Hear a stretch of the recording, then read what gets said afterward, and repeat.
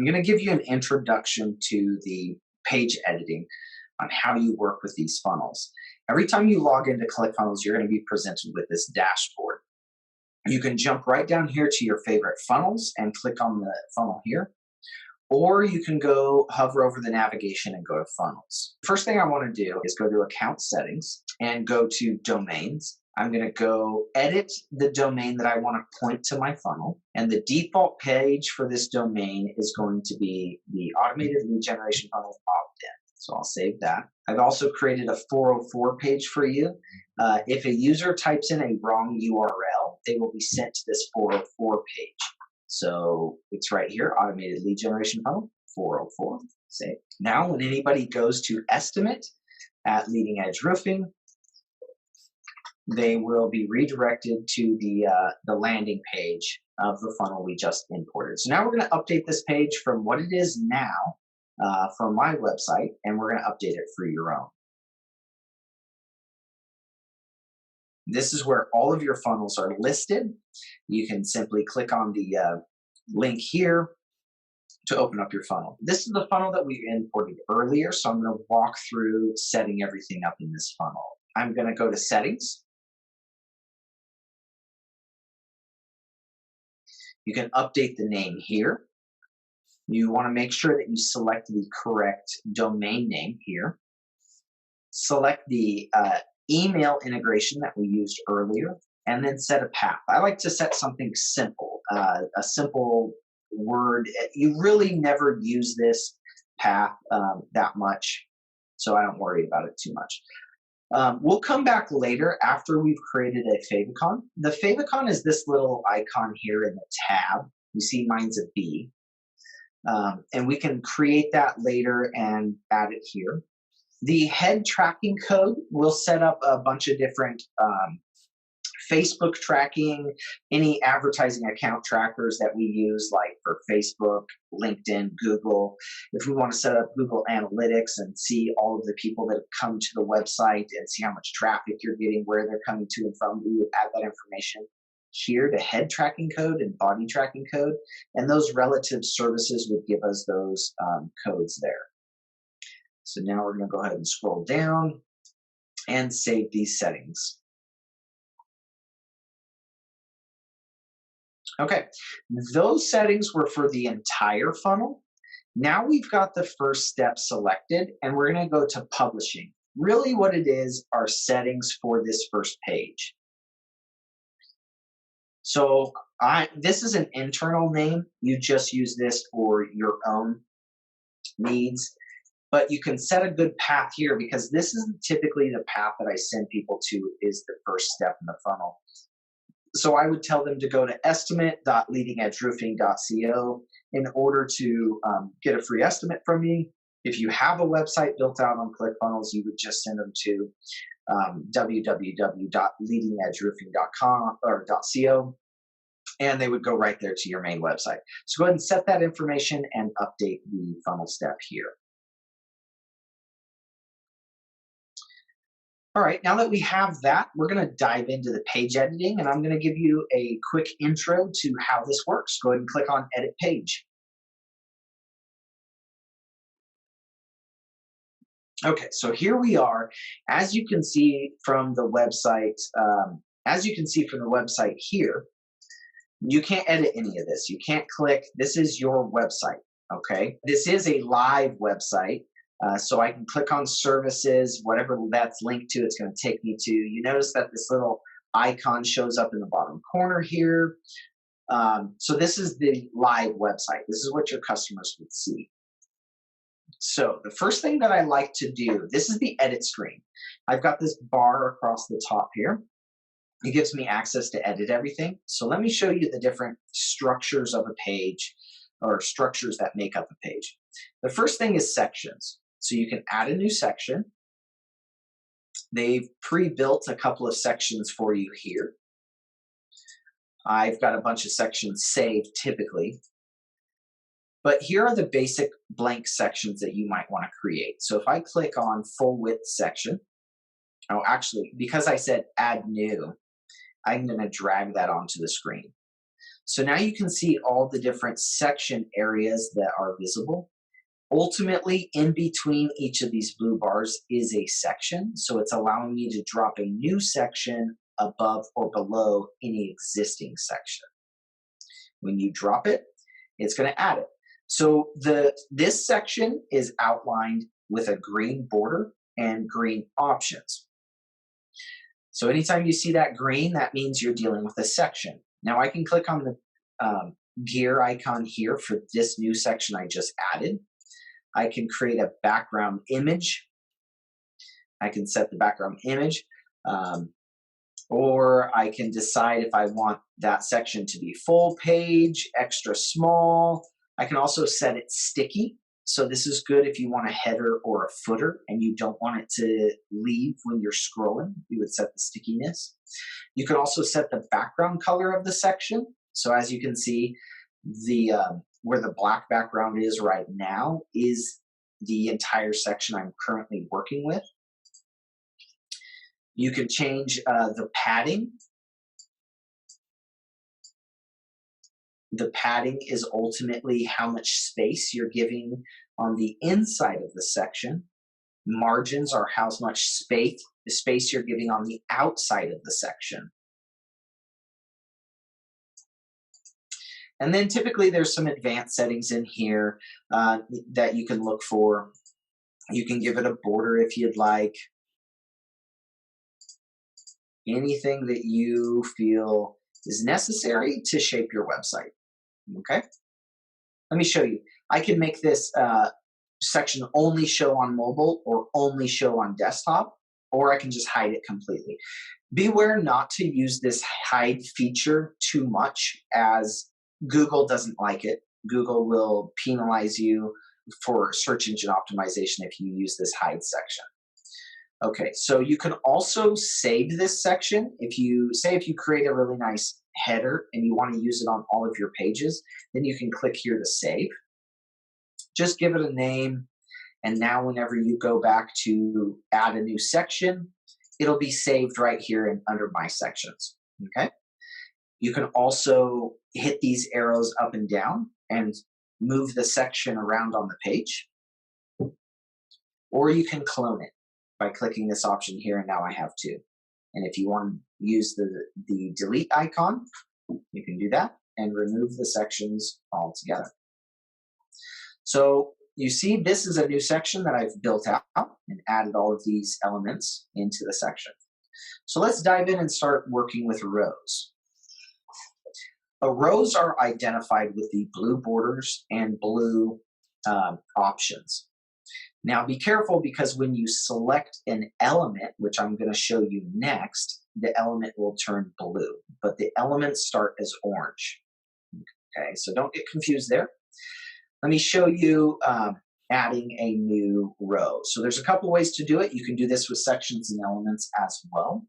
If you hover over any row, you'll be presented with this little plus icon. You can click there and then choose which kind of row that you want. You've got some sidebar options and up to 6 columns if you want to create a bunch of icons or something. So those are the columns within a row.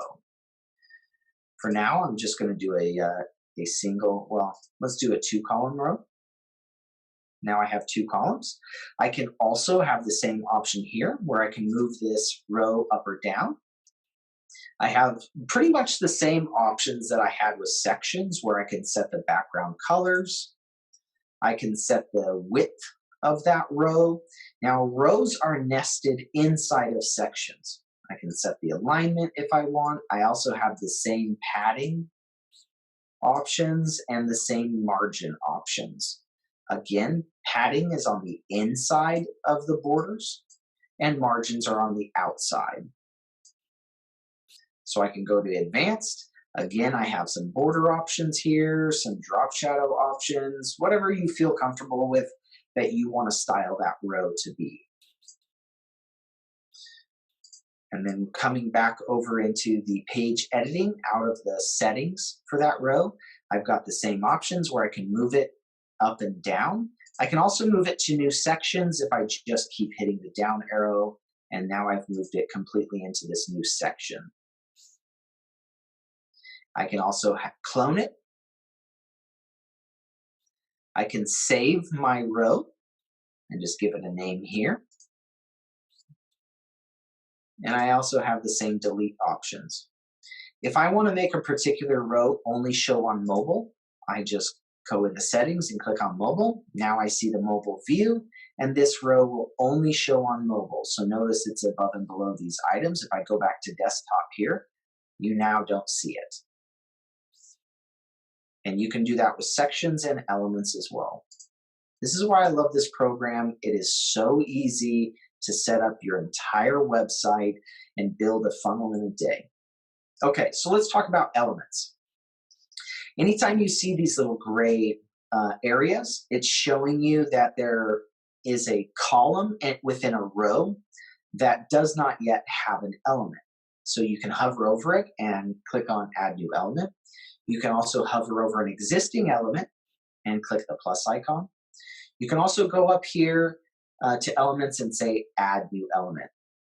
And there are about 26 different elements that you can use depending on the type of page. Now that's a big thing. Sometimes you will see options for checkout forms and webinar forms, all kinds of different elements that you can drop onto your page. The different page types that you select when creating the new funnel step are going to determine what elements that you see. Because I have a miscellaneous page type that I'm working with right now, I have these elements. So we'll get into page types later. But headlines, subheadlines, and paragraphs all show text. So I can grab these and drag them onto the page.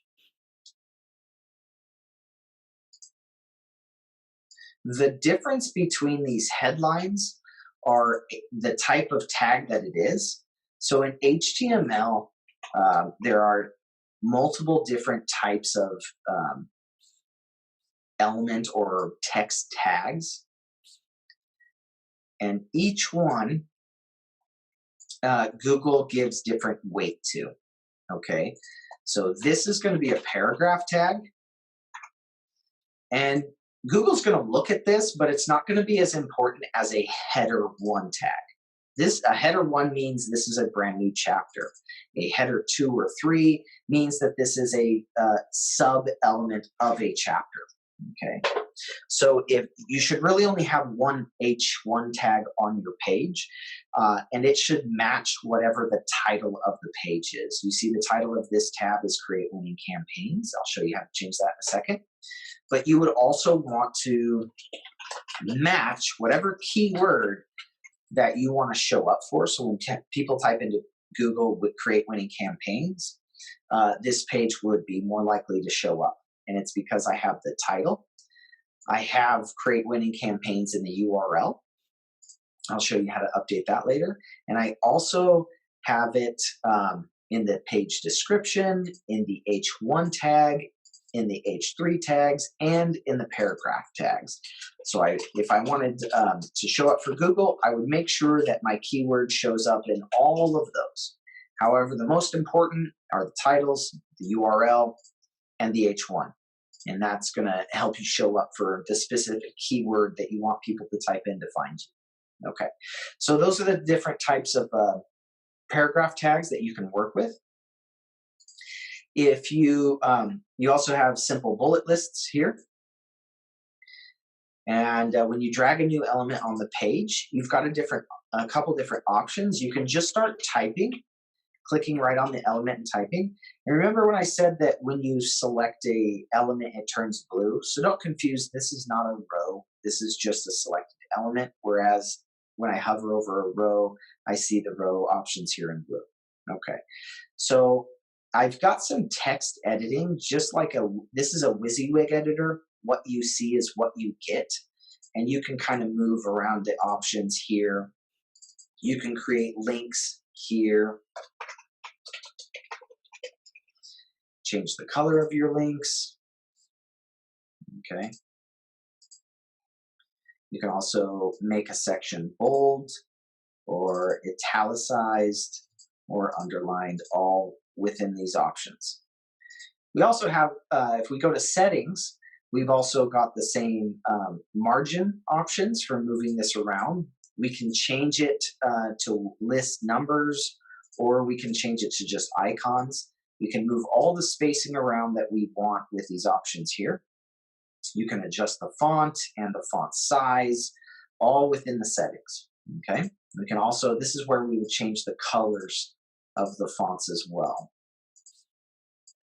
And then, of course, sometimes there's some themed options that have everything pre-built. You can just come in and make those selections. And under advanced, there's always some additional options under advanced that you can adjust as well. Okay, so that's how simple it is to work with the different elements. All the elements work the same way. You can come in and drop any videos and images, audio on here if you're doing a podcast listing. You can do different buttons if you want to make the buttons calls to action. This is a button here, Learn My Strategy. You can also create forms with a bunch of different input fields, do different things like that. You've got the option to drop in surveys, and all of these information from all these fields will be stored in the contact area of ClickFunnels under the contact.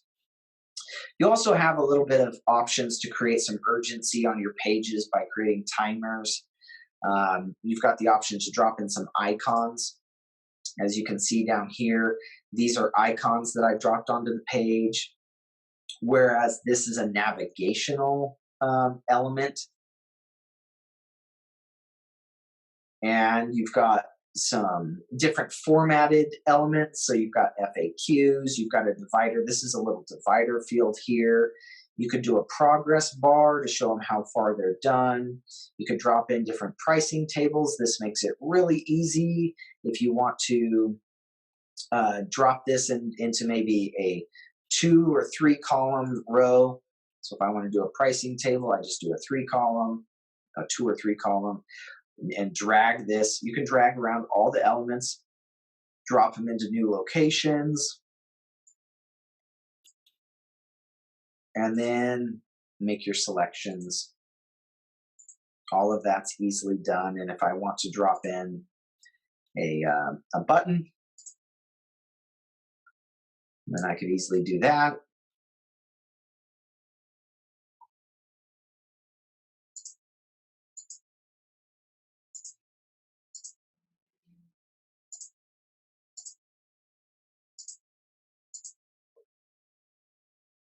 And then what you can do is go ahead and save the page here. Takes a minute to save. It'll let you know that the settings will be, or the page will be available in just a minute. You can click on preview here, and it will open up the page as if your customers were to view the page.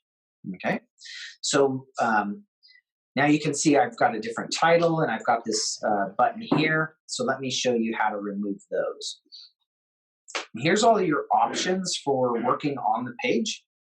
If you go to integrations, when we get the HubSpot integrated, you'll be able to set up the integrations here with just a few clicks.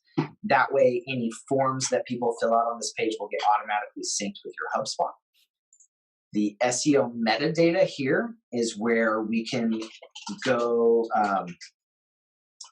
This is what it's going to look like in Google. So it's showing you what it's going to look like in Google here.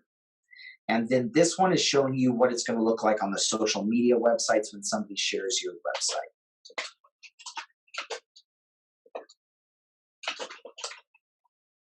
Okay. And then from your marketing plan, you'd want to drop in the either the elevator pitch or the mission statement or something short here. Keywords aren't used very much. You can definitely drop in an author if you'd like. And if you have a logo, you can, anytime you see this over in settings, you can click on it and it will open up this images area. You've got a few different options where you can click on upload, grab some images off your computer, and then they will be stored here and you can use those images on your website. You can also search major websites like Unsplash. and it'll pull in really nice images that are high quality that you can use on your website here. So those are always nice. There's also some simple backgrounds if you want to use those on your rows or in your sections. And then there's some clip art as well. You've got a bunch of different options. I like to use arrows in my clip art from the clip art gallery all the time. Okay. And then if you'd like, you can even drop in some automatically generated maps from Google. So you can choose what type of map, terrain here, the zoom level, far away. We can type in our location if we want people to show up for our web or show up to our business. And we can set a marker, and we can set the color of it and the size of it. So when you're ready, just click Generate Image, and there you go. Save and upload that, and now you can show that on your website. So there's lots of options there for displaying images on your website. And then the same is true. This image that I'm putting here under SEO metadata is actually the image that's going to be used when people share my website on social media. And so typically that image is wider than it is tall. It's not the typical kind of image that you would post to your wall or something. It's a bit wider. So I like to use canva.com in order to create all of my social media images, and I would create a nice call to action in my image there that's very relevant to social media. Okay, so I can go back to settings. Tracking codes, we use this if we're going to set up event tracking for Facebook pixels or Google or something like that. If you know CSS, this is cascaded style sheets. It allows you to change the format, the look of all of these elements in a very manual way, so I use that a lot. So in order to do that, I would go to settings. If it doesn't work for me, I just save it and refresh the page. And then typically everything seems to work pretty well again. All right, so now I can go to my button. I can change my button here to a different theme, or I can take full control over what I want that button to look like myself and make all those edits here. So I'm going to do a nice flat button. Change the background color. Okay, so that's how you manage those. You can also set the action for the button. So there's a lot of different things that you can do right here. Go to the next step in the funnel, go to a specific location on the page somewhere, or submit the form that's on the page, open the pop-up, that sort of thing for your buttons. And that makes it really nice. So if you want to work with a custom CSS, you would go to your settings option. You grab this little pound item here, and this is the ID of the element. You need that for your CSS, and you can come back to custom CSS. I've already written some in here to make so that your page looks nice. Okay, and then that will show up, so you can see there's a little tiny border here. Now that's going to override the CSS that I add through the settings area. So I only use that when I don't have the settings or I need something advanced. And then you have the background for the entire page. You have the option to set an image, change the color, or even set a video if you'd like for the whole background of the page. This works really well if you want to do some nice parallax options on the page. Under typography, this is normally where I set the fonts that I want to use. So there's some really nice pre-built fonts for you under themes. You can just go in here and say, okay, yep, I like that, This is the feel I want to go with. And you can change the entire look and feel of your website pretty quickly with just the click of a button. Okay? Or you can manually set them yourself. You can also come in here and set the overall text color and the overall link colors that you want to use. So that's real nice. And then under general settings, this is that affiliate badge. This is what's called an affiliate badge. It's just a default setting on the pages, but you can hide it. You can also hide from the search engines. If this is a checkout page or a page that's deep inside your funnel that you don't want people to see because you want them to, when they Google search for you, to find the first step of your funnel, then I typically hide this page. On submit, the page, so like if somebody fills out a form and they submit the page, it's always going to go to the next step in the funnel. So this is your option here to jump around and go to a different step in the funnel, or even come right back to the same page if you want to. All right. And then if I like this page and I want to use it all the time, when creating new pages, I can just simply click on this, save page as template, enter a name for it, and create a template from this whole page, which is something I definitely like to do.